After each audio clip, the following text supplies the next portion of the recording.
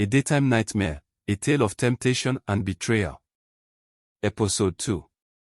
Looks can be highly deceptive because most people don't look like their reality or what they go through. If you ever want to judge a person based on their looks, then be rest assured that you will make a million mistakes because a person's outer appearance only amounts to a small percentage of their overall personality. Who would have thought that Jasmine was HIV positive? I know quite alright that HIV patients aren't supposed to look a certain way, but the fact that Jasmine lived that sort of lifestyle with her health status was highly deceptive and unbelievable. How can a lady carrying such deadly virus be sexually active and sleeping with different men without protection? Isn't that sort of action quite selfish and devastating?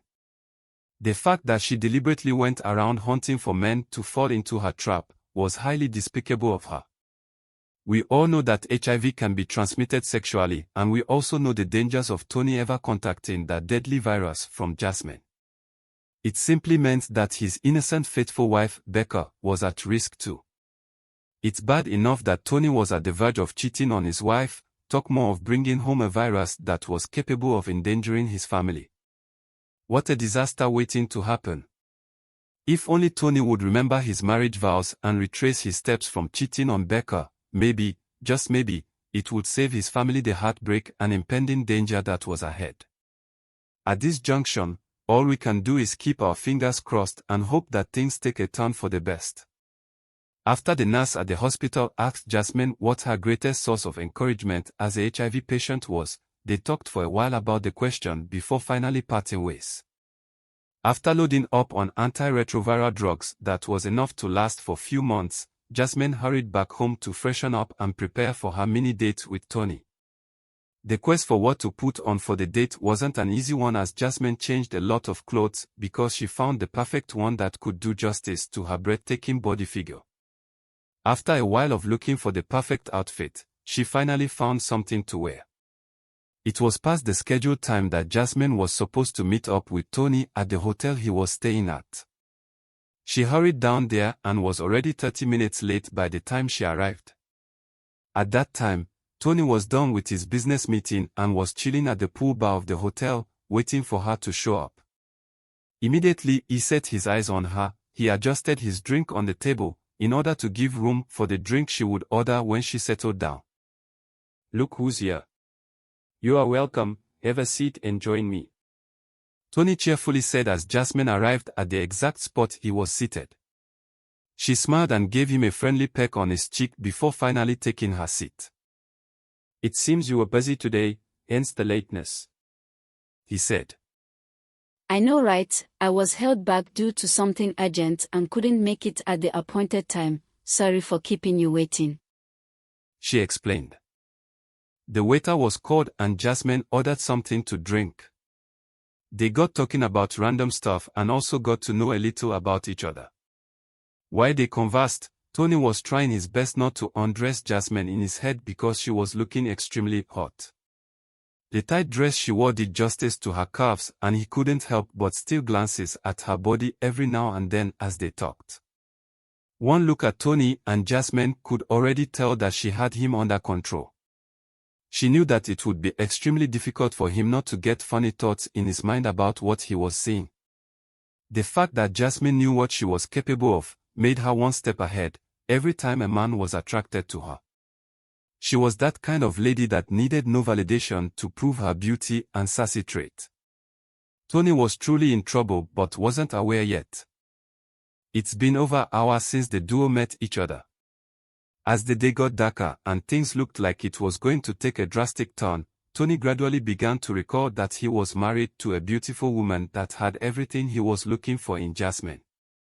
A big part of him wanted to dismiss the meeting and go back into his hotel room, but at the same time, a large part of him wanted more of Jasmine. At that moment, it was the battle for the fittest for Tony to walk away from the temptation that was right in front of him. Just when it looked as though he was going to overcome the temptation, things got more heated. Apparently, Jasmine wanted to take things to the next level that night and was ready to make the first move. "I'm feeling quite cold out here, aren't you?" she asked in a low tone as she looked into Tony's eyes. He knew where she was driving at and also knew what the outcome would be, so he felt it was wise to take her home. "Should I take you home?" he politely asked. I really don't want to go home yet. I was hoping we could maybe go back to your hotel room," she replied. Being a gentleman, Tony didn't want to stress the talk any further. He accepted and they left the pool back to his hotel room. It was a huge, expensive, fancy room. The comfort of the room alone was to die for. When they entered inside, Jasmine sat in the sitting room area while Tony went to the fridge to get some drinks for them. While he was gone, her eyes wandered around the suite as she removed her heels. The thought of Tony on top of her body made her smile in anticipation. After a little while, he returned with 2 glasses of wine and they drank together. "I see a ring on your finger. Are you married?" Jasmine asked after taking the first sip of the wine.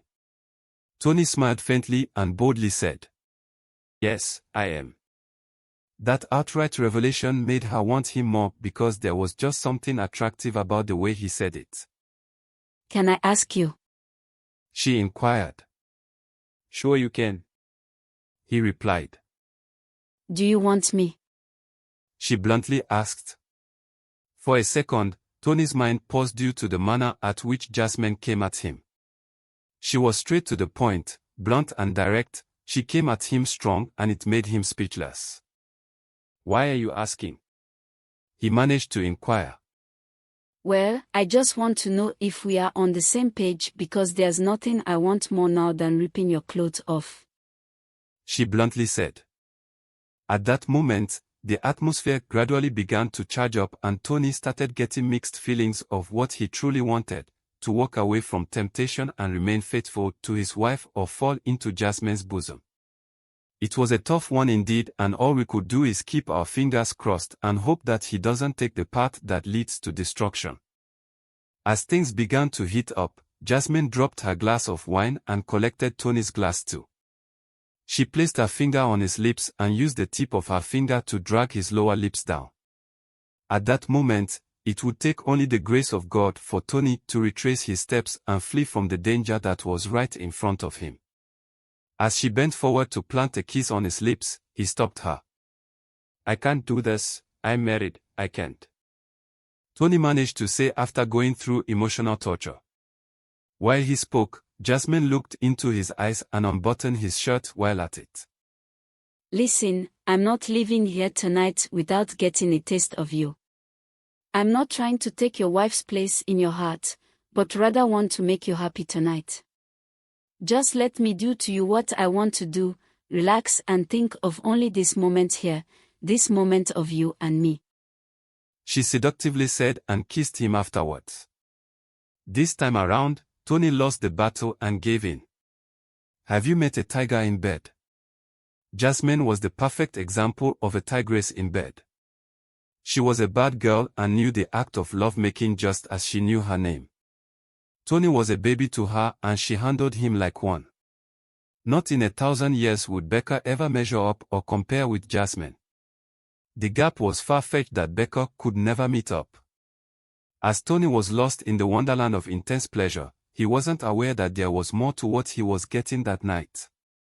If only he knew that he was sleeping with an HIV patient, I believe he would have dropped dead or come back to his senses. The fact that Jasmine concealed that scary secret and wasn't guilty for having unprotected intercourse with men was a deliberate evil act. I mean, what would she gain by giving clean people the deadly virus? It's apparent she was battling with depression or probably had a haunting past that made her want to seek revenge in such manner. Too bad Tony had 80% chance of contacting the deadly virus. After over 3 hours of intense lovemaking, Jasmine was tired and slept off beside Tony. He couldn't believe what he had done and his conscience gradually began to prick him badly. Tired as well, he looked up the ceiling with guilt in his heart and silently muttered, "What have I just done?"